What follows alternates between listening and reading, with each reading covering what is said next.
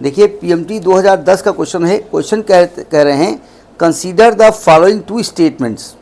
पहला दिया है Kirchhoff's junction law follows from the conservation of charge, और सेकंड कह रहा है कि Kirchhoff's loop law follows from the conservation of energy. Which of the following is correct? Both are wrong, first correct second wrong, first wrong second correct, या both are correct? क्या कह रहा है? पहला रूल ये कह रहा है कि किरचॉफ्स का फर्स्ट जो जंक्शन लॉ है वो फॉलो करता है कंजर्वेशन ऑफ चार्ज। सही बात है।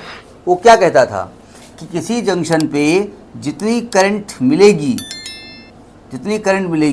उतनी ही करंट हमको वापस जानी होगी। यानी अगर ये I1, I2, I3 जंक्शन पे मिल रही है और I4, I5 जा रही है, तो I1 plus I2 plus I3 is equal to I4 plus I5 था ना। तो हम कह रहे जंक्शन पे आ रही है, जा रही है, आ कौन रहा है? करंट का किस भला का नाम है? करंट कुछ थोड़ी होता है, यानी चार्ज आ रहा है ना। तो जितना चार्ज यहाँ आ रहा है उतना यहाँ जा रहा है। वो एक अलग की बात है कि यहाँ चार्ज 3 रास्तों से आ रहा है, 2 रास्तों में जा रहा है, एक ही रास्ते में चला जाए, नहीं समझे? मतलब 50 कूलाम 50 कूलाम 50 कूलाम 150 कूलाम आ गया, यहाँ 100 कूलाम, यहाँ 50 कूलाम जा रहा है। तो जितना चार्ज आएगा उतना चार्ज जाएगा।